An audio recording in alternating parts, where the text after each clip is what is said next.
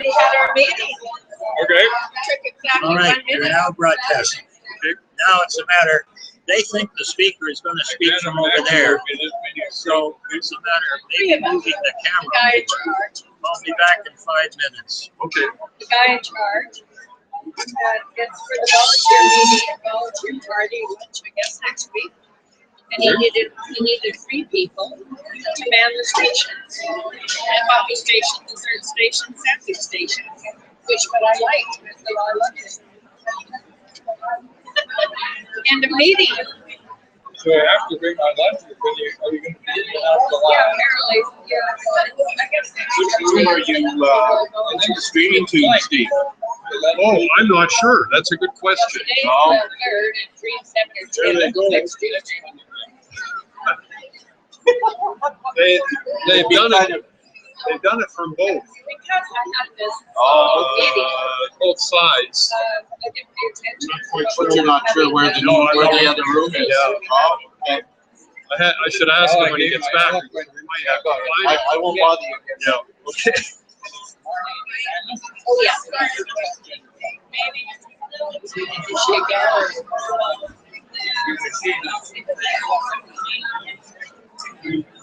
I'm always very nervous because I'm not acquainted. Oh, yeah, here she is right here. Yeah. Because of Yeah, I'm not acquainted enough to be sure that I'm trying to do it. you know, this is a very interesting. She's speaking. Yeah. Well, I was in the Yes, I remember that. and you was, I'm the only guy, and the other guy was great, great at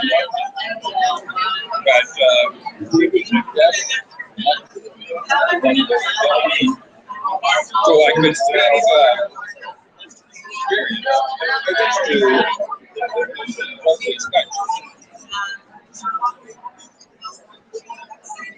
We don't have the house band at host band.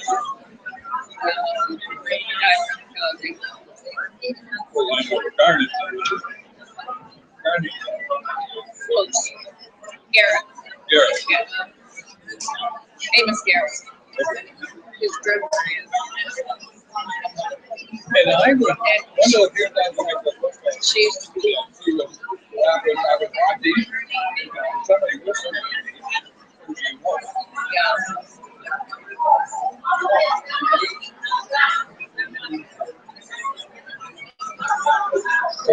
So we're gonna have to move this, Steve, eh? Okay, She. I was gonna let Claire do that. I think he's buggered off. If you wanna move it, that's fine. You wanna tell me, can you see it? Yes. Okay.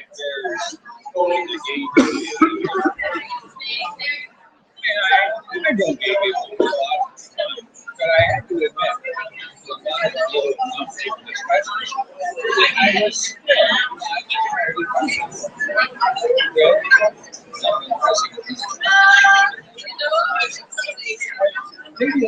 I was just kind of that's not what I'm used to. And it's like, get used to it.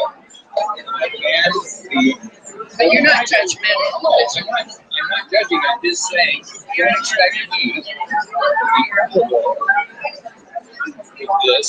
Yeah.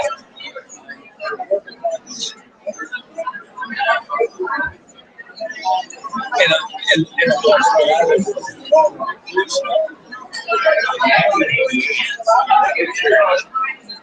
Was that what you were?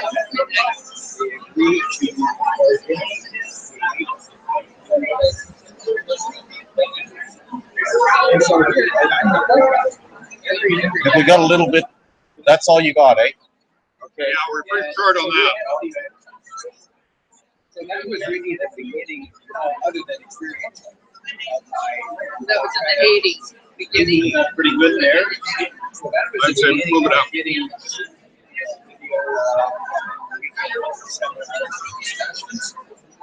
and sort of everybody kind of getting used to this together. Was that hard for the original? Good. That's good. And, but of course, and I have all these theories and based on my experience. But, you know, and I have my favorite stories. So there's two parts of the story. One is I grew up in this area, all these mothers said,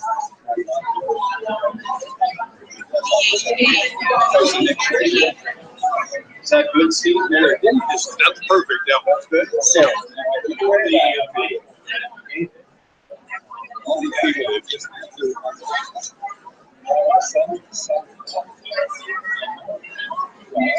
they had a organic bulb. Is that good? Yeah, I'm good. Somebody else's. It's a good story. This is okay. I'm gonna do. I'm gonna hold the line.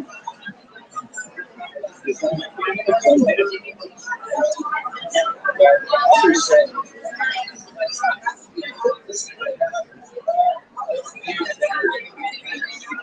So back in the 80s, the late 80s there,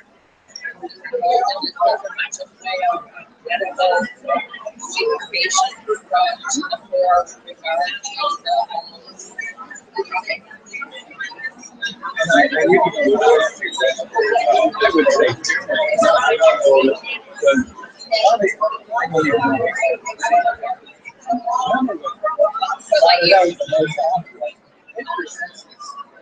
I would say, you may not see them all the time.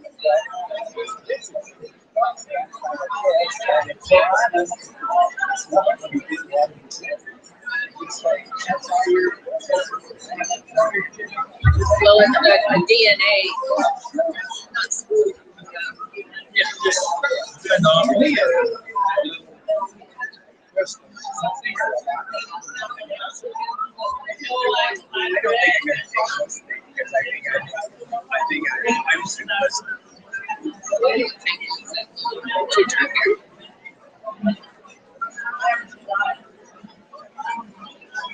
Sorry, I think you're seeing here.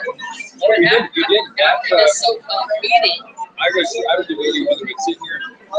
This gentleman's right, and he said, "You don't know there's no problem." So then I was.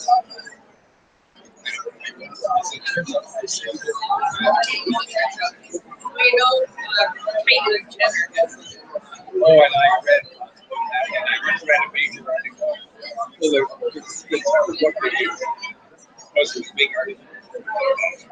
maybe because of the new book coming out, you know, on the covers of the street. I've seen it in Audrey's already, not Audrey's, September. Very fun. Really fun. Oh yeah. Well, I really enjoyed it because I've been so I'm doing this Bruce Jet in 1976 gold medal. And I know we both had all the best except I started reading about him. I didn't know that. So, but it's a very strange. Well, good afternoon, everybody. This is the part where you stop talking to your neighbors, try not to crunch your celery too loudly, and get ready to listen to what Marnie has to say to us. Now, I've been so busy trying to help with the technical stuff, I forgot to grab her bio. So just wait 1 second.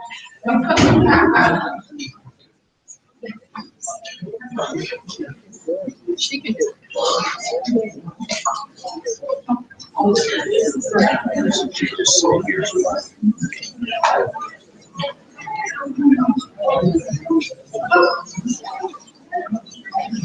Okay, folks.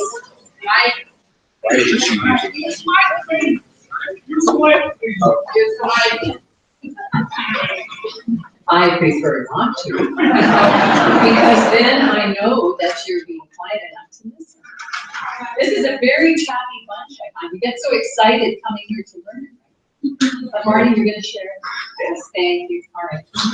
So I'd like to introduce you to Marnie Canis. She's a diversity and inclusion professional dedicated to creating safe and inclusive spaces for LGBTQ and the greater community.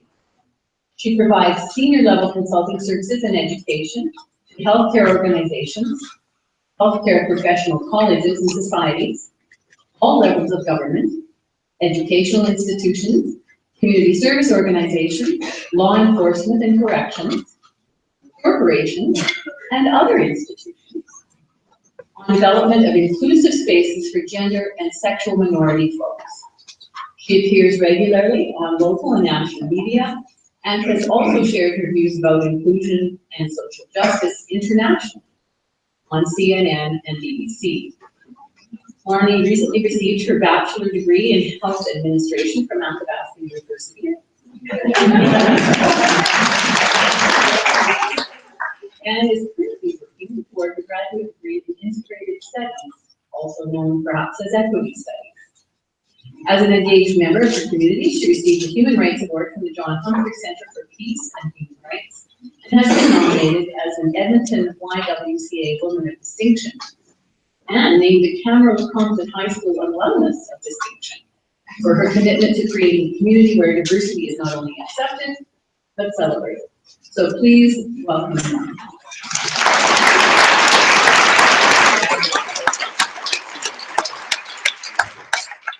Thank you very much for that introduction. I was like that one about the Woman of Distinction, because what I didn't write in there is I was also a recipient of the Center to End All Sexual Exploitation Man of Honor.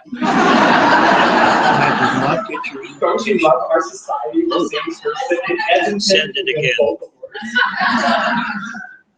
That's super exciting. And something else that wasn't mentioned in there, I'm very excited about, is that I've got to work on some of our legislation for human rights in Alberta. And next Thursday, I am on the way to Ottawa, invited to be a witness at the computer system for the Standing Committee on Justice and Legal Affairs. And Bill 216 has moved past second reading. And so I get to try and convince a whole bunch of senators that human rights matters and that we all deserve protections and the same opportunities to thrive in this country. So I'm very excited to be able to do that. Okay, that should do it. I'm supposed to stand here. Send that. Kind of animated, so the people out there on the TV line, I'll try and stay here. Before we start this conversation, I want to reflect back on something that happened a year ago in Orlando, when a bar where gay, lesbian, bi, transgender people gathered, and 49 people were murdered because of their sexual orientation and their gender identity. I'm using the People computer. were murdered because of who they are. And it is, you know, for many of us, those are our safe places. Clubs like this, these places where we gather together because we know we can feel safe in those places. When the safe places don't feel safe anymore, that has a profound impact on an entire community, even as far up here as Edmonton. And for me personally, I was going through some very difficult times during when that happened. For me, my only safe place that I had was my workplace. I work with some phenomenal people. I work with Alberta Health Services. I am the Diversity Inclusion Senior Advisor, which means I get to lead the development of the Diversity Inclusion Plan for the whole entire province for 100,000 employees and 4.5 million people that we get to touch. It's a real awesome impact. But I think back to this time in Orlando, and it's clear that our work is not done. So I want that to set a stage for our conversation going forward. And to be yourself in a world that's trying to make you something else is your greatest accomplishment. This has been the guiding principle in my own journey. We're always being told that we're not enough, right? You're not tall enough, you're not short enough, you have too much education, not enough education, you're not man enough, you're not woman enough, you're too wide, you're too skinny, you're too black, you're too white. We're always being told what we're not enough of, but when you can truly be who you are, and that's an achievement. And then your happiness and success comes from that. That is an achievement I think that we can all relate to at some point. That has been my guiding principle. Our goals for today is to understand some of the lived and learned realities of gender diverse people, to explore some of the terminology, break down some of the missing misunderstandings, create some skills in creating a safe place around us as educators and learners and people in society. Why is it important? Because many people identify as sexual and gender diverse as minorities have important needs that are not being met in their communities, in their education system, in healthcare, in their legal system. We know that Alberta Health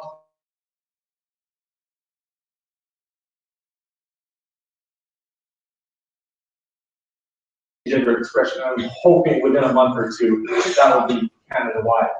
As members of our professional associations that we all belong to, or our community groups, we're all required to respond respectfully and effectively to creating inclusive spaces for our people. But we know that when we create awareness for one marginalized population, when we improve the experience for that group, we actually improve the experience for everybody. We up the bar in society. It is not just about gay, lesbian, bi, transgender people and having these conversations. It's about society and creating a better place for all of us to live. I'm going to start my story back about 40 years ago. I was 6 years old. Yes, I'm 45. I live back in Camrose. I was born and raised in Camrose, about an hour southeast of Edmonton. In a very conservative family that I was born into, a Catholic family. A conservative time. I wouldn't say conservative city necessarily, more of a conservative time. A lack of knowledge played a big role in that. I remember about this age when I started to dress up in my mom's clothes, my sister's clothes, never making a connection to my gender, but knowing that I felt at peace. I just felt at peace doing this. I knew back then, in those days, that gender roles were so clearly defined that I couldn't deviate from that. I couldn't let anybody know because it would be catastrophic for me. I just knew that deep down. So as a child, you get really good at keeping a secret. And you get really good at being alone because that is where your secret is safest. And if I had a word that is the common thread in my entire life, it would be the word loneliness. Even in a group of people surrounded by friends, there's still an element of loneliness because that is where my secret is safe as possible. I would later, even then I didn't know what was expected of me as that young boy and then later a man. I couldn't tell you who I was, I could tell you who I wasn't. Not fitting into those expectations. Because 40 years ago, we didn't have internet. We had 2.5 channels on TV, sometimes 3 if the wind was blowing CBC in our direction. Often it was French, so it never helped me anyway. So we never had the language to articulate who we were and how we felt. So today you're hearing a lot more children talk about their gender, being and who they are. It is not because, in climate change or something spilled into the environment. There has been this many transgender people as long as there have been people in the world. What's different is that we now have the language, children have the language to articulate how they feel, and for many, not all, they feel a bit safer doing so. That is the shift we're starting to see. This is my first time out. It was Halloween in grade 3. Happiest Halloween ever. Oh my gosh, it was so exciting. It was my first time. And I know my mom was so excited about showing me now. What she would have done that. But I remember it was just such a fun time. I still never made that connection to my gender. Years later, I would meet an amazing woman, Marina, in 1996, and she was kind of special. So every relationship that I had ended about the time that they found out about my secret. So I told her very early on in our relationship. And so she accepted me and loved me for who I was. We were married in 1998 in a little church on the lake in Camrose. I must admit, I did want to wear the dress. But the world wasn't ready for me. And I wasn't ready for the world yet. So we began our life together. She's the first person I told I was transgender to 5 years ago when I was 4. And I suspect it's something that she knew long before I ever did. When I told her, she said, "This is something you have to do. I don't know if I can be on the other side." Which is a fair comment.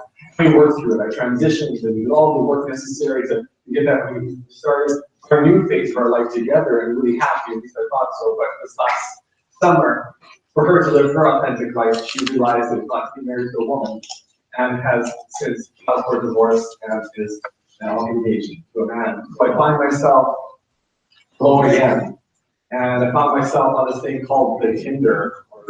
Yeah, I get usually a lot of the last one investments on 19-year-olds because they do the Tinder is all dating apps, online dating. Oh my gosh, yes. First time in 20 years, single. First time ever dating as a single woman. And I can't even tell you how awful that is, especially when you have the label transgender feature status. Because we're often seen as a novelty, fetish, somebody for tryout of disguise, try out their homosexuality without being engaged. All these things, it's just awful. Yeah, I have met somebody who's just hopefully changing that whole concept for me. That is where I'm at today.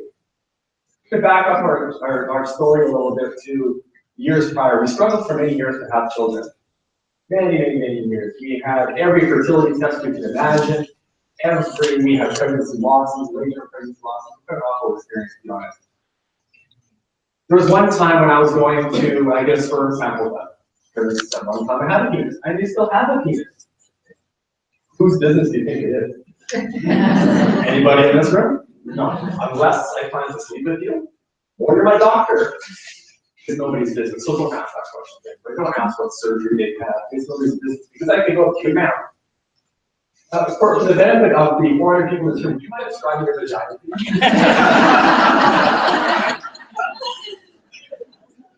Oh, wait. Kind of awkward. Yeah, it's not cool to ask them about their vagina. It's not okay to ask about mine either. But people seem to want to go there. It's not any more okay to ask me than it is to ask me. Okay, can you make that point clear? Okay. So anyway, I did have a penis once. We still have it. And so I had a sperm sample done. And I remember coming outside the hospital or out of the clinic, looking at the results. We all love healthcare, how we talk to our patients. Because the results said 2 words: poor quality sperm. I thought, oh, I'm not being judged enough in life. Then even my sperm are being judged for performance. But I remember sitting in my car crying, sobbing, thinking, not even mad enough to be a dad. I can't get that job done right. I can't even do that. Very difficult. But fortunately, through the help of in vitro fertilization and some science, we were able to conceive 2 amazing employees, Alex and Andrew. But that introduced us to a whole other world. They were born 3.5 months early. They were born 1.5 pounds each. And we would spend the next 5 months living in a little intensive care unit at the Royal Alex Hospital. Another environment which reminded me that I don't fit in as a man. Sorry about mom and baby in this environment, so I think that challenges and stuff anyway. I'm supposed to be the man of the house, right? I'm supposed to be the man of the house that's supposed to communicate with their healthcare providers, make some really difficult decisions almost every single day. I'm supposed to be the man of the house that's somehow supposed to pay their bills, pay the mortgage, keep my job. I'm supposed to protect my family when my family's dying around me. I'm also the man of the house that's sobbing in the stairwell of the Royal Alex Hospital. But nobody can see me. I'm also the man of the house that's not supposed to show emotion. Right. Wipe off my tears and face another difficult day. That picture on the bottom there, my favorite picture in the whole wide world of any picture I've ever taken, which surprises many people because it is a pre-transition picture. But that's my favorite picture because for the first time in 3 months since they were born, I got them both my boys together at the same time. They've been too sick up to this point. I was on their due date. They were 2.5 months old on the due date. I also said it's my favorite picture. I didn't know it at the time, but that would be the only time I would hold them together. Andrew on the left arm would pass away 2 weeks later. When you're taking care of your ill baby, when your child is taking his last few breaths in your arms, teaches you something about living life without regret, about embracing each moment that's given to you, and celebrating every gift, every single day. And that started my journey to living authentically. That's when I started going back to school, got my degree in health administration, started working at the Scholar Children's Hospital, started working at this very unit, helping other families through their journeys. And then also started my long journey to bring me to this conversation that I'm having today. When you come as a transgender person, you have to renegotiate every single relationship you have. Everything changes, especially later in life like I did. If you come out as a gay or lesbian, that's not my story, so I don't know for certain, but it's different. I'm not saying it's harder or easier, it's just different. For the most part, people won't know unless you tell them. But for me, if you change my hair, my clothes, my name, my pronouns, the washroom that I use, the way I interact socially, people are going to know that. It's something that you just can't go through in life. The first relationship I had to renegotiate was with myself. That was probably the most difficult one. To find that self-love. Finally say the words, I am transgender, for the first time in my life. And embrace that. That self-love then leads to self-acceptance and then self-determination. Life is not about living to what everybody else says I should be, but who I need to be. That's it. I have to negotiate a relationship with my faith. As I told you at the beginning, I was born into a Catholic family, raised Catholic. Here I am at the Vatican. I thought if I go here and I get struck by lightning, good to go. What is it? Sounds like A moment after this picture was taken, a BlackBerry dropped and it broke inside St. Peter's. If anybody knew me, that's almost as bad, so. But I came home and went to our parish priest, pretty crazy Catholic, by the way, that's important to know. We went to our parish priest and said, this is what's going on in my life. Can we continue to practice our faith we always have? My wife was there and our son, and he says he's from Eastern Europe and very conservative himself. He says, I have no idea. Don't you love when people actually say, I don't know? Yeah. That's great. It's just going to take a couple days to think about it. It's actually a good response. A couple days later, the bishop phones. The guy called the house and sick. All sent into the office for tea. So we go and ask him the same question. It was an hour conversation, but essentially he said an overwhelming yes. The church teaches about being open, welcoming, loving, and kind. But the church is a who, not a what. As a who, we are fallible. We don't always get it right. But I will always be kind to you. I know. Again, I was really crazy. But he taught me a lesson there, right? I can assume that you will accept me. But that's not fair because I don't want you to assume anything about me. When you give people a chance to be kind, they almost usually are. When you give people a chance to do the right thing, they almost usually do. And we have to give people a chance to do that and then work through that. We can't make assumptions about that, right? And we've been part of this church, and our little congregation has accepted us, and the choir said we used to sing bass with the boys. How did you sing tenor with us women? That's pretty much how it went. Amazing. How do you negotiate a relationship with my friends? I had two friends, lifelong friends, moved when I was a baby. As soon as I told them what was going on in my life, they both said, yeah, this isn't going to work for me. I can't be seen with you. I can't respect you. And I haven't seen them since. Friendship's over in a moment. Then I had this other group of friends. We would go to guys' movie night. We see this really bad movie that our wives would want to see, had these great dinners and great conversations. And then I transitioned. And we got to have this little meeting with Elby, like, what do we do? It's guys' movie night. The very next month, they got an email that said, guys +1 movie night. I became a +1. And we still have the same bad movies, not the same dinners and conversations. And I can tell you that nothing has changed. That would be a lie because everything has changed. Because I don't have to fight so hard at it. I don't have to be swimming against that stream. I can actually be present in those relationships. I can be me and not work so hard at it, highly who I am. So our relationships became deeper, more meaningful, conversations deeper, and our friendships stronger. And so, my message about that +1, it is such a simple gesture to tell somebody that they're loved, that they're welcome. Something so simple. How do you negotiate a relationship with bureaucracy? Governments, healthcare. How many of you in this room have ever had to go to apply for, say, car insurance, or driver's license, passport, healthcare card, a visa to travel somewhere, and have been ever asked to prove your gender? You sign them, you check off the male or female box, and then they tell you to prove it. None of you? Any of you? Hands up? I can't even tell you how many times I've been asked a question like that. Now, how do you suppose somebody's at the motor vehicles office talking to the clerk, one proves their gender? Anybody? carefully. Carefully. Privately. What do you think they're asking?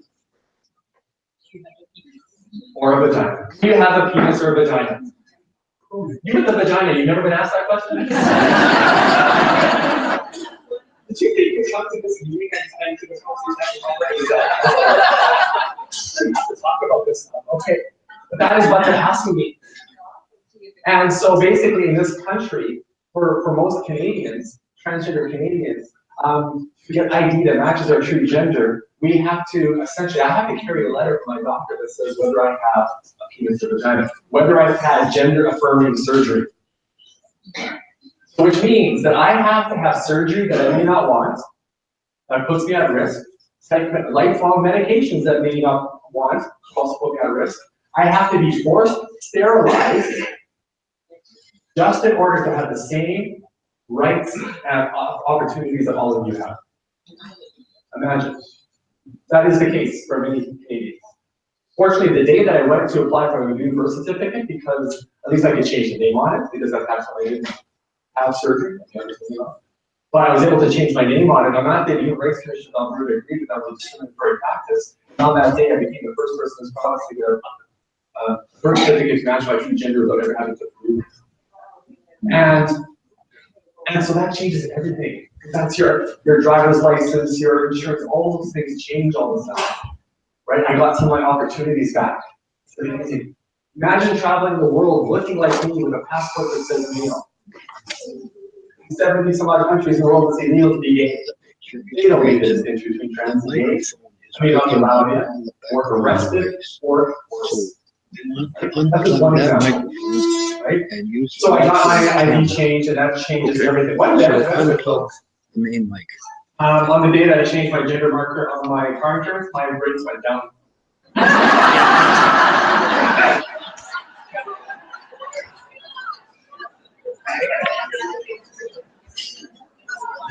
You need to, On that day, statistically speaking, I became a better driver. that's it.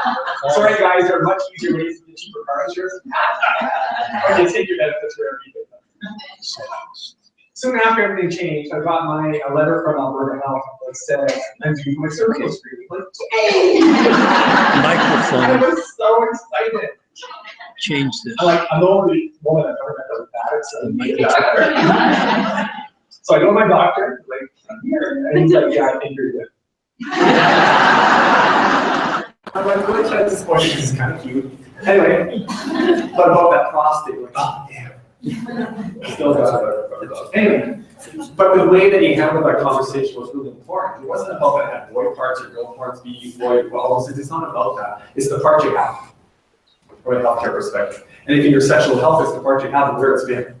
That's really the conversation. So yeah, you got that.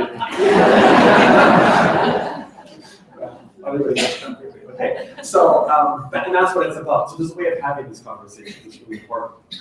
There's things in healthcare that are like that are really driven, or in all society that are built on that binary of male and female on those things, right? So about that prostate with my physician, let's say he does a requisition for a PSA screening. The computer looks at it and says, oh, Marnie is a woman. Clearly this was a mistake. Takes the requisition off. When it gets to lab services, they'll do all the blood work except that one because they don't even know that it was requisitioned. My doctor gets their results back, doesn't see that the test was never done because he's only looking at the anomalies anyway. Now I've missed out on my screening. And nobody knows. Nobody would have picked it up. Right? There's about 40 tests in the system that are just in blood work alone that are designed that way. Fortunately, where I work, I was able to make all those changes for all of Alberta, which is really kind of awesome. We did that in a day. But those are the way that we design systems based on a definition of gender that doesn't really exist, or assumptions about gender, right? Now think about that letter I got about that cervical screening. How many transgender men in this province who still have a uterus and a cervix are no longer getting that letter? Yeah. Right? Again, what decisions do we make in healthcare, in education, in law, based on gender and assumptions we make on gender? Think about the form that you get when you get your flu shot that asks you if you're male or female. This happened to me in my office. I work with a nurse. She comes around, gives us each a shot. And I said, why are you asking me if I'm male or female? Are you going to give me different immunization? Well, no. I knew the answer. So, well, then why are you asking? She says, in case you might be pregnant. So why don't you just ask me the question if there's a chance you may be pregnant? Right? Because we're making an assumption based on how we answer that question. And so we have diagnostic imaging. I think this is a great story. They've only this thing we haven't had, but I think they have breasts, so they might be, how do we ask them? The way that we ask the question is we ask everybody the exact same questions. And not just look at you and you and you and ask 3 different questions just because I made an assumption of how you look. When I asked her about her vagina, I totally made an assumption that she even has one, that she's even a she. I don't know about looking at somebody, right? And so in that case, in diagnostic imaging, they ask everybody if they may be pregnant. But you preface it saying, I'm going to ask you a series of questions. I have to ask everybody just to make sure you don't miss anything. Some may not apply to you, but I have to ask. Right? There's a way of doing that. I'll wait while you take that. What is that? I should have answered. I love doing that. That's so much fun. Okay. How to renegotiate the relationship with my family. My parents. This is a reminder of the last time I tried to commute with my mom and dad. When I told them what was going on in my life almost 3.5 years ago, essentially my mom said, "You're a disgrace to women, an embarrassment to this family." My dad said, "You no longer have parents. We don't want to see you again." I haven't seen them since 3.5 years. Everything over in an instant. At 45, you still crave, I'm sure at any age, you still crave that acceptance. You still start to need that acceptance from your parents, that support. And it really hurts when you don't get it at any age. Imagine though, at 14, without my blood. Because we know youth who do not have that parental support, that family support, are 8.5 times more likely to have attempted suicide. 6 times more likely for high levels of depression, 3.5 times more likely to use legal drugs, 3.5 more times likely for having engaged in protected sex. Children with supports are protected against depression, suicide behavior, and substance abuse. It promotes their self-esteem and overall health. This is what happens when we don't have a parental support. In Edmonton alone, it's estimated that 20 to 40% of our homeless youth population are LGBTQ youth. 20 to 40%. And it's not because their families accept them. Imagine had I come out at 14, I would have been in those numbers. If they reject me today. Imagine somebody that's going to meeting with the Prime Minister and with their Senate. Wouldn't you as a parent be proud of their child for having that kind of impact on the entire country? You add one adjective, changes everything. How should we negotiate the relationship with my son?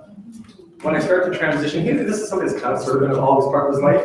But I remember he was about 6 years of age. It was just before I was about to transition. It was about this time of the year. It was a very nice sunny day. I was coming home from an event. I hadn't socially transitioned yet, so I usually drive into my garage, shut the doors to sneak in because I couldn't even be me in my own neighborhood. And one particular day, Alex had a stuff over the driveway. And so I come to the Riverview Parks, all running, and he comes around the corner, sees me, throws his basketball up, he wants to play basketball. He doesn't care how his daddy is dressed, he doesn't care that his daddy's a girl, he just wants to play basketball with his daddy, like any other child wants to do. So we play basketball, which is kind of hard to do in heels that way, but we did. 2 little buddies drive by on their bike, and look, what's going on here? And Alex sees them, he picks up his ball, walks over and says, "She's my daddy." With the full conviction and confidence. And he taught me more about unconditional love and acceptance in that moment than I could teach him in a lifetime. And it's really great, you know, it's kind of fun when we go to Costco and he's like, "Hey, Daddy, look at the new Lego set." I'm like, "That's right, I'm his daddy." I own this. But the fact is, society thinks the whole system's going to fall apart, that the country's going to implode when we honor each other's pronouns and names. But you know what? The only 2 people it matters that he calls me daddy is him and me. That's it. It doesn't affect you in any way whatsoever, but it does Dave and I. It costs you nothing to honor that relationship and the words that people use to describe each other, right? Now he's this 10-year-old. We just spent the last 3 weeks in New Zealand and Australia together, just him and I. We got back Sunday and we just had the most wonderful time together. And he's doing great. How to negotiate the relationship at work. As I told you, I used to work at the Scholar Children's Hospital, work in the same unit that we had spent so much time in. I would often be brought in to speak with families who are about to make that decision on that day, whether today would be the last day, or something's brought in after the funeral, have a conversation while their surviving twin is still in the hospital. Those are the conversations we got into. How do I relate to them now? How do I relate to the dads? And so what I discovered, here I am one day, just soon after my transition, walking through the unit, and I had just been meeting families. I never felt more confident. I never felt more engaging, and it was really working with all these families, and I could tell I was having such a positive impact, at least for a few minutes, for all these people on that particular day. And it occurred to me that, you know, when you create an environment, a work environment, a learning environment, whatever that looks like, where people can feel safe and included, where they can bring their whole selves to their work, they are happier, they are more successful. The research tells us they take less sick days. The team around them is more productive. And in this case, it has a direct impact on the patient's experience. When we can create an environment for our staff, where each other feels included, that translates into the care and experiences for the people we provide care to or the services. And what I've also discovered is that when you have a shared experience like this, where you talk about your children who have died or that they're sick, all of a sudden those labels don't matter at all. That we're humans who have this shared common experience, and that's what matters. Incidentally, I still go back to the unit a couple of times, or a bunch of times a year to teach prenatal classes. Don't you love it when you have a trans woman talking about breastfeeding? Love it. Love it. And so this is my family as we've evolved into today. Have to renegotiate relationship with society. This is something that many of us have to think about every single day. These are our options at public washrooms. And you hear that again when we hear our senators talking about this, or you hear the language that's coming out as of tomorrow. That president to the south, who shall be named nameless, is going to sign an executive order that will provide basically a legal excuse to discriminate against LGBTQ people. And it is awful, and the trans people have gotten all of their rights removed. And you hear language coming out that's about, well, how are we going to protect women and children from if we allow them into bathrooms? Which is absolutely ridiculous, because I can tell you, there have been 0 trans people that have been found in washrooms doing anything lascivious, but there's been 5 Republican senators, so if you want to protect them, But the fact is, the person more likely to be assaulted, raped, or murdered in a public washroom is me, a trans woman. As a result, we are more likely to be discreet. I'm not gonna, I don't talk in a washroom. When's the last time you went in a washroom and saw everybody bits and pieces? It doesn't happen, right? We are not the people who are at risk. We can focus on the behavior. The behavior of going in to assault somebody is clearly not okay. That's always been the case. That doesn't change. So all of these issues, that stigma and discrimination that we experience day in and day out, that's what leads to us less likely to access services. Whether it's protective services, whether it's education services, healthcare services, and when you're not accessing healthcare services, it has a negative impact on your health. It is not being gay or trans that creates the barriers, it's our lived experiences. That's what leads to higher rates of heart disease, obesity, mental health concerns, substance abuse, interpersonal violence, and cancers. And we are less likely to participate in preventative health. And these stats can be applied to many marginalized populations. We have Indigenous people come talk to you today, they will have some of the very similar results because of that stigma in society. Which leads me to this conversation about I'm not sick, I'm transgender. Often we hear the language of being sick or being transgender is a mental health disorder, a pathology that has to be treated or disease that has to be cured. But I can tell you standing before you today, the one thing I'm most mentally healthy about is the fact that I'm transgender. That was day 2 of therapy. The next 2 years of therapy was how am I going to live with the fear? How am I going to live with the fear of losing my parents? How am I going to live with the fear of losing my job? How am I going to live with the fear of walking out of a washroom and being beat up when somebody says you don't belong there? How am I going to live with the fear of living in a society that would often rather I not exist at all? It's the fear that leads to loneliness, depression, isolation, and suicide, not being transgender. That's the mental health problem. It is why 40% of transgender people have attempted suicide. That half of transgender people you meet will have been raped or assaulted by a romantic partner. In the United States, 1 in 12 transgender people will have a chance of being murdered. Women, in particular. Transgender women of color, that number changes to 1 in 8.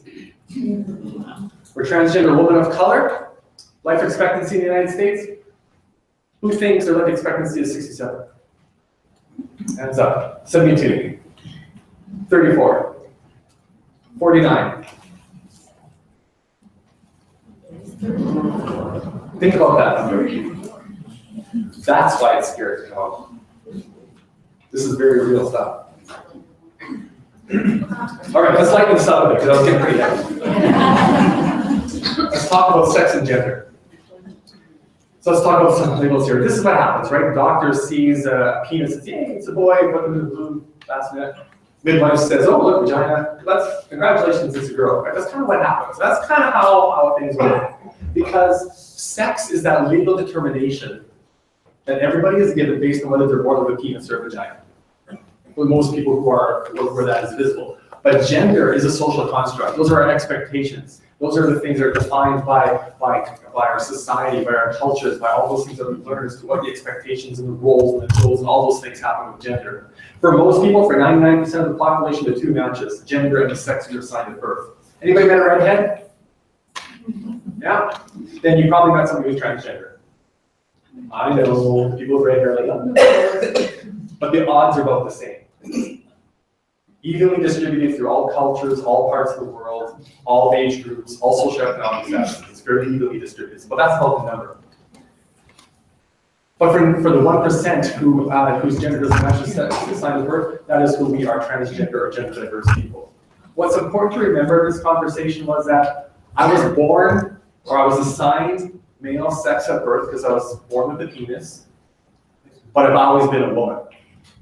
I may still have that penis, but I'm still a woman. I wasn't born a boy and changed into a girl. You don't change your gender. My gender has always been female.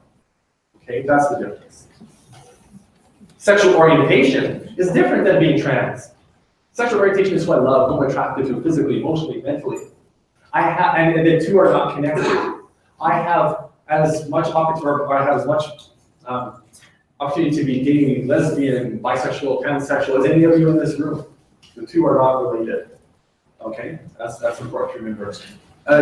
Caitlyn Jenner said it best. My sexual orientation is who I go to bed with. My gender identity is who I go to bed as. Right? Got that? The word transgender itself, same word to use. You can use trans, that word's okay too. That is an umbrella term to describe people whose sex at birth doesn't match their true gender. Some people might use different terms, so you just gotta listen to what people use. But transgender is a fairly safe word. Stay away from the word transsexual. That is more of a medicalized term that has some real negative connotations to it.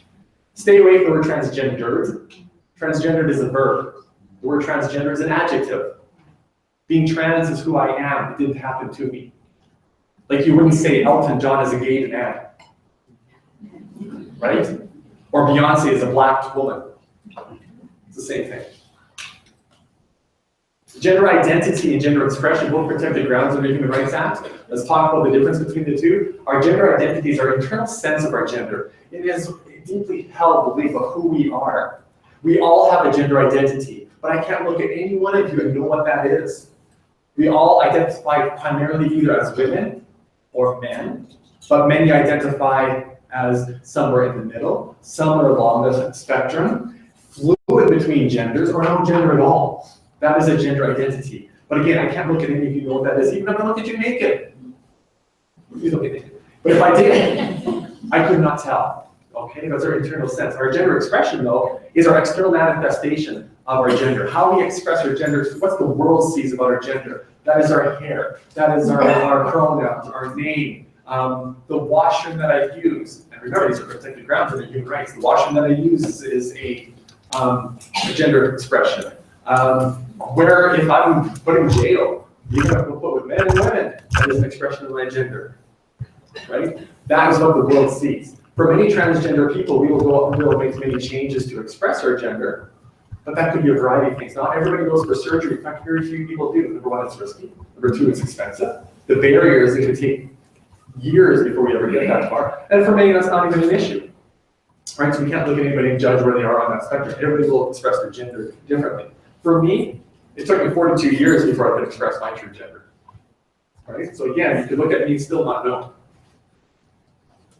So basically, my gender identity is in my mind, my soul. My sexual orientation is in my heart, who I love, who I'm attracted to. And my sex assigned at birth, that's the only thing that's between the lines. Okay, make sense? That's our gender-bent person. Our gender-neutral gender-bent person. Who knows this term? Sir, spit it out. Gay, bisexual, transsexual, and queer. What is Okay, lesbian, gay, bisexual, transgender, queer, or questioning. Can you repeat the Yeah, question? I did. I said, what's this term? He said lesbian, gay, bisexual, and queer. And the star, sometimes you don't see that very much more than basically everybody else, which is This one. Want to take a stab at that one? This is our pride alphabet, right? L, G, G, B, T, T, T, Q, Q, A, A, I, P.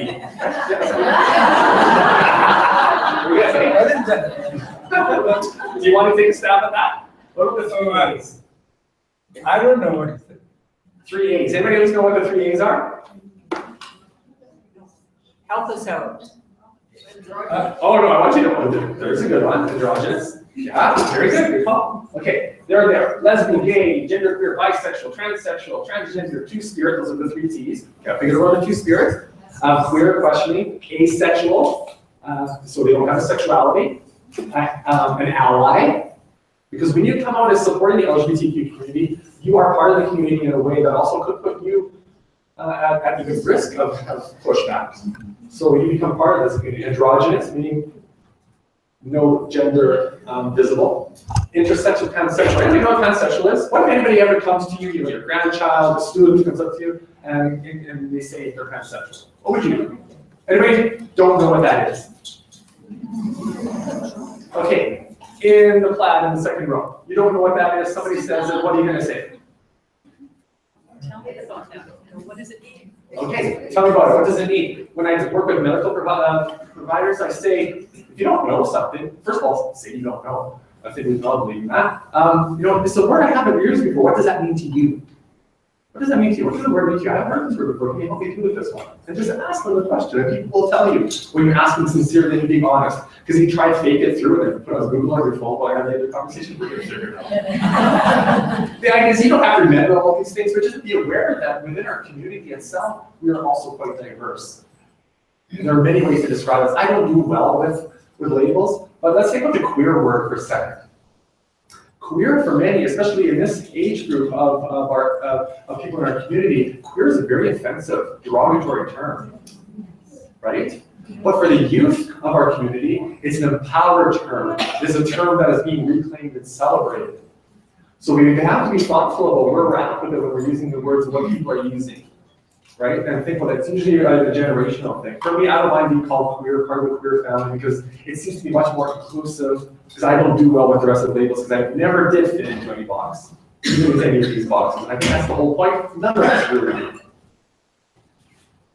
So what is pansexual? I always go on to the second slide and wait for somebody to ask the question. Thank you for asking. That's what I wanted to hear. Okay, who can answer the question? There's a whole bunch of you that didn't put your hand up. Right, yes? They can make love with a man or a woman, it doesn't matter. Okay, so it may not be about just about making love, but you're close. Fluid, maybe. They're attracted to both. Or, because both identify as a binary gender that doesn't exist. There isn't a both gender. There isn't just men or women, there's everybody, right? What pansexual means that they're attracted, somebody who's pansexual is attracted to somebody else, and gender doesn't come into it at all. Their body parts, nothing, but they're attracted to the person irregardless of gender. Which is different than bisexual, which is what you're kind of going with these men and women, but pansexual can be any gender. And it has nothing to do with gender necessarily. There's a difference. Sorry, somebody has something to say back there? Intersex? That's a very good question, thank you. Intersex is somebody who is born where the genitals are not obvious. Where they may have both genitals, they may have neither that are visible externally. And so at that point, the decision is made whether to create a penis or a vagina, which is interesting because either the parents or the doctor is helping make that decision when the only person that knows who their gender is. And if you get that one wrong, it is catastrophic results. So my issue is we need to stop treating people who are intersex or trans or gay as a problem, but to celebrate that and let children make their own decision at some point. Yeah? What's the difference between queer and genderqueer? Queer and genderqueer. So queer is a more umbrella term to cover all sexualities and identities. Genderqueer is just another word for inclusive of all genders. So genderqueer to me, I'm not necessarily transgender or male, female, I'm just queer. And it's just a much more broad term than specific. It's just a broader term. Right? Very good. I love when we have conversations like, a mom is expecting a baby. Or Anderson, oh, so are you gonna, find out the gender? Like, are you gonna wait 6 years before the child tells you what gender they are? That's what the sound look like. So, Sorry, I'm just gonna finish this and then ask you a question. Because normal childhood development is around 6 or 7 when children start to learn the differences between the genders. That's why I said 6. Right? So if it's sex at birth, that's a different story. But gender, you'll never know. I'm sorry, go ahead. why did you select female form? Why did it? Because that's who I am. Why did you select a man for I was born with. it? Exactly! No, that's my answer, because I was born a woman. Yeah. I didn't choose being a woman, any more than you chose to be a man. Or did you? When did you choose to be a man? What I meant to say is, you may take it in middle also. I'm sorry? Not in the birth, during the life, you can change. No, I've never changed my No, you gender. I was can't. born a girl. Huh? I've always been a girl. What I mean to say, no. Now, I'm still a girl. You can decide to become man. What about becoming a man? I mean, in the middle of your life, you can change your gender. I'm only changing my gender that I'm expressing. I've always been a girl. I've only decided to finally express my true gender by wearing the clothes that I'm wearing, by doing my hair that I'm doing, by the name that I'm using. I've always been a girl. I didn't choose to be a girl. I didn't change into a girl any more than you chose to be a man or change into a man. Right? Yes, ma'am. Because you made a mistake, right? Not just you, but any child that doesn't really know, would they choose the wrong one? Would they choose the wrong one? Again, we're going back to the thing that we think it's a choice. And so I have to come back to you. No, it's not, no, I know it's not a choice, but would they change their mind if they think they're a boy? And then maybe I'm a girl. Is there Well, certainly for many people, is it a definite decision? it's different for everybody. And it's not, again, we have to stay away from the language of decision, right? So let's stay away from decision and choice. And I understand what you're asking, but it takes a while. People will try and figure out, and for many, we don't know. And a lot of it is because of the social expectations that are put upon us that expect certain things of us, and we're trying to figure that out within that context, which is very difficult to do. And for many people, there are fluid in genders, and it takes a while. But when you have that conviction, I can assure you that nobody comes out as being transgender for privilege. I can assure you that the conviction is so strong that I would sooner take my life than not live my true gender. That is how strong that conviction is. Nobody comes out like this, knowing all of those fears that I talked about, which is all very real, knowing that that will happen to you. Who would ever make that choice unless it was truly who you are? Are people more accepting now? The parents, are they more accepting now, or do they understand more?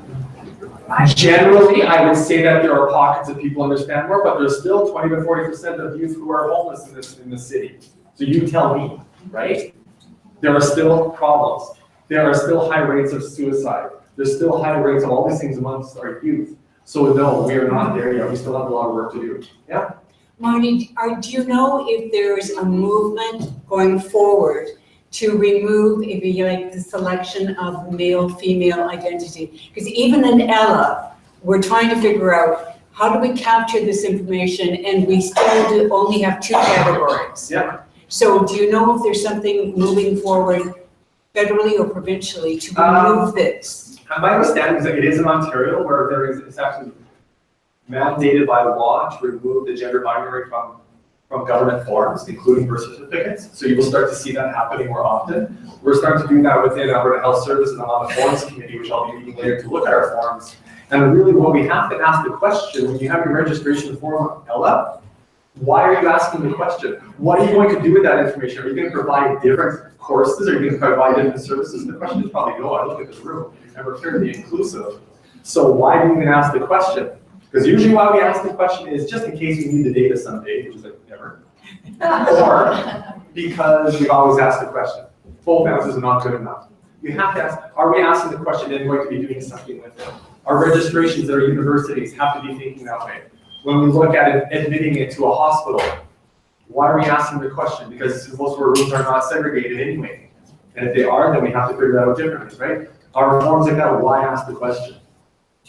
Right? Because they're not really accurate. And then they're not, what about the people that don't fit into those boxes?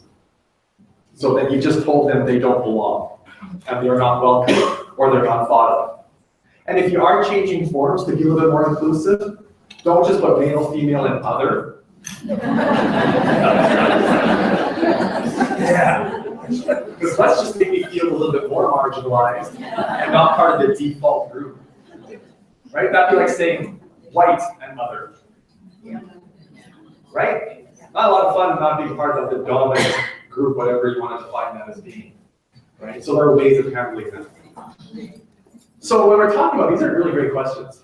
So how do we create an environment that's safe and inclusive? Just think about how you're going to respond when somebody tells you you're gay or bisexual or transgender. How are you going to respond? What's your body language going to be? Because we all have these biases that are deeply held, right? What is our physical reaction going to be? Ask a willingness to learn. I know the difference between somebody who's asking me a genuine question in order to provide me better care or service than somebody else is asking me a question just to be voyeuristic or creepy. I know the difference, right? We've got a lot of smart people in this room, a lot of degrees in here, but I've got the PhD in Marnie. If you want to know something about Marnie, you ask me. I will tell you if it's appropriate, and I will ask you to respect that. But I will guide you. If I know you're being sincere and truly want to know, I will answer those questions. Most important in this, those acknowledge and apologize for mistakes. I'm being real with you today. I expect real in return. Real means that you're going to get it wrong sometimes. We all are. You might call me the wrong name or use a different pronoun that I prefer. I will correct you every single time, respectfully. And your response is, I'm sorry, I will try harder next time. That's it. Except the whole try harder next time, make sure you really focus on that part. Ensure that, I'll come back to you. Ensure that when somebody tells you something, that you're holding it in confidence. Because my gender status, my sexuality is my story to tell. When we're in professional workplace settings, it's privacy information, identifiable information. The healthcare situation is protected by the Health Information Act. So we can't share that, but it also could put us at risk. You say, hey, Martin, did you know that she's trans? What if that person's not very inclusive and supportive? Could put me at risk. We have to be very thoughtful of that. Yes? Your previous slide, there was a problem with asking someone who your emergency contact is. Why is that a problem? It's not a problem. What we're saying is avoid asking questions that are assumptions. So instead of saying, who's your, what's your husband's name? Who your emergency contact is quite a different question. If we're asking this different, so I'll get actually there's more examples of that, but we'll get to that in a second, which is this one. So when you're talking to somebody, again, the person with the vagina or penis up front, if I ask who your husband is, I'm sorry, I love you. If I asked about her husband, I've now made an assumption about her gender, her sexuality, her marital status, a whole bunch of things. But instead, tell me about, do you have a partner? Right? It's quite different. When I'm working in pediatrics, I'll ask kids, who are the special people in your life? And it's amazing what you get back, instead of making an assumption that they even have parents, let alone same-sex parents, right? When we use language on the left-hand side, that says he, she, male, nurse, all those kinds of things, we're saying that if you don't belong, or not capture the left-hand side, you're somehow outside the normal human experience, and who likes being reminded that they're not normal? So we use inclusive terms. So that's where that was going with that slide. Excuse me. May I ask a question? Oh, there you go, yeah. Okay, so I just have a confusion with they. When you don't use he and she, I can understand you don't use he and she because it's when you don't know. When you don't know. If you are a teacher for young kids, especially in a classroom, obviously there's he and she and they. Yeah. And it's okay if you address the transgender person as a they, but what if you have more than one transgender? What if I assume, I don't know about gay, I mean, I'm ignorant about that, but if you have also a gay person there too, so then they also going to be confusing to people. Well, okay, I'll unpack a couple things. First of all, the gay person, that has nothing to do with their pronouns or their gender. So that is outside of the conversation because it wouldn't matter, you can still call them he or she. What if you have more than one he in a room? Probably will, it's the same deal. It's not saying, it's just saying that the person who does not identify as male or female or someone in the middle prefers the term they. So when we use they, it's a term where we say Marnie is a woman, or Marnie works for Alberta Health Services, she works downtown. You would say Marnie works for Alberta Health Services, they work downtown. That's the shift. And they can be used as a singular. They can be used, Webster's Dictionary. It's a singular. I know it really makes it difficult for our people who have pedagogical for all these years learning one particular way. But it can be used as a singular. But when you don't know, use they. So look at your language. If I can just, we've got a couple minutes, if I just keep you on it for a second. I was just looking at our collective agreements. Say you're teaching collective agreements. Do they say he or she shall, he or she shall? We change language to say they shall. They are, right? So that's the inclusive term. When we look at maternity leaves, we look at language instead of the mother is provided, blah, blah, blah, blah, blah. We say birth parent and non-birth parent. Because there could be men with a uterus who could have a baby and would be entitled to that maternity leave. So we have to think, that's the language that we talk about. Yes, please, can we just hold the rest of the questions? Let Marnie please Actually, I finish will. what she has to tell us, and then if there's time, we'll have a question or two. Yeah, I'll just leave it on this last slide here. And I did this today, and I keep getting mad at myself using this. When we talk about our gender neutral terms, and I know it's really hard for many of us in this generation to try and avoid using Mr., Sir, Miss, Madam, unless that's somebody's preference. There's nothing worse than phoning Rogers, period.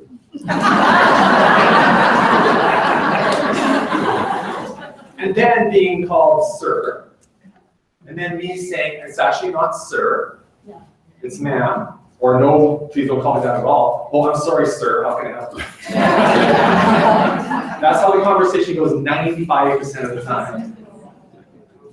It happens at Tim Hortons. I will look like this, but they're not looking at me to hear my voice and say, oh, can I help you, sir? I'm like, if we just stop using terms like that, because they're kind of old school anyway, right? It's not our common language, because then again, we're making assumptions about people by how they look or how they sound on the phone. And it may not matter to you if that's only once, but when you experience it every single day of your life, it's like death by 1,000 paper cuts. It really, really is. So just avoid using those kinds of terms. So I did not finish everything, but this is kind of the bulk of it. But I do want to take a couple more minutes. If there's anything that you want to ask me, by all means, I know you did, so let's ask.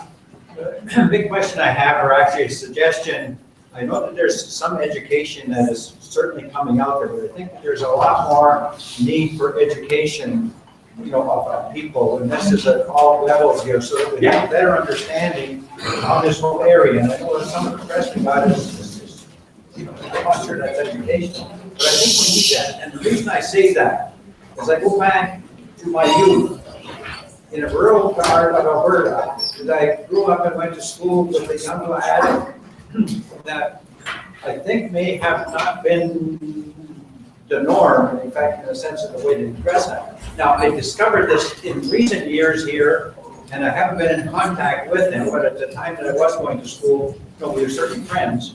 But, you know, I learned, you know, that his life ended. What's the question? Say it. The question is there moves here to have more education for people like ourselves? The fact that I'm here, even having this conversation is part of that. We are working on it. And I think we can all agree that education can never stop.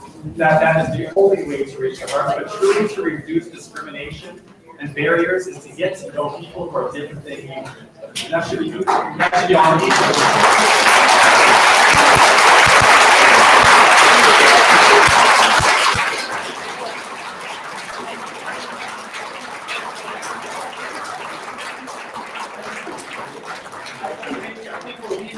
Really, that's on all of us to learn, not to be taught.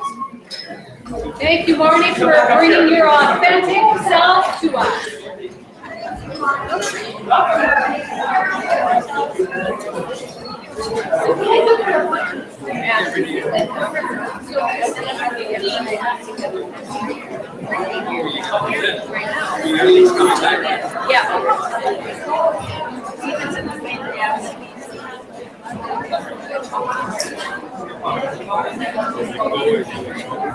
It's hard to say.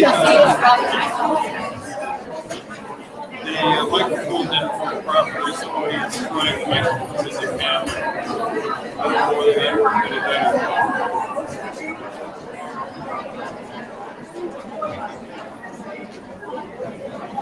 it Well, the microphone didn't work very well. So we tried the microphone on the camera, and I'm not sure whether it works this time.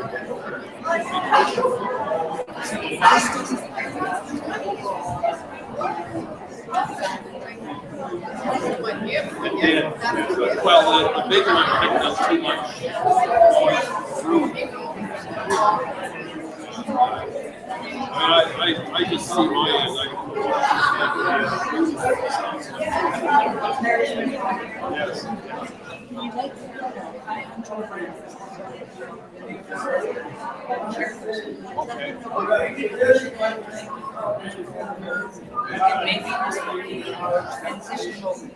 Well, we'll see what he says.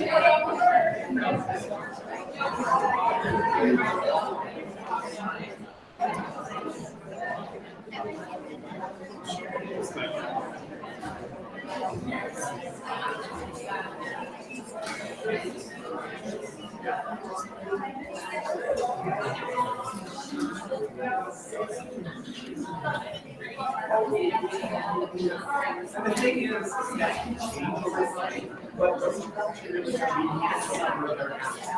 because now the sound of the child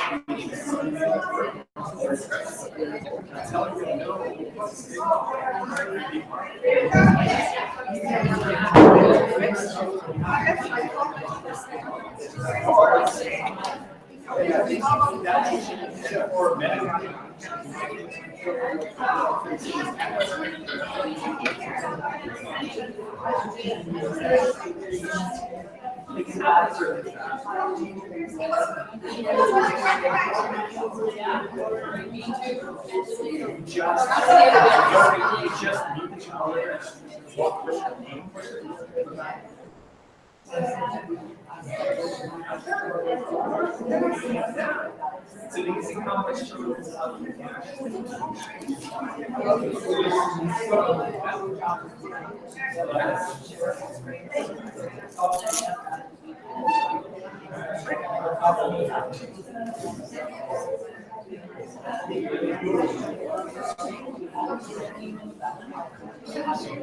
And not the whole time, and just begin to. I know. I don't know how we're going to do this, but I want to see it.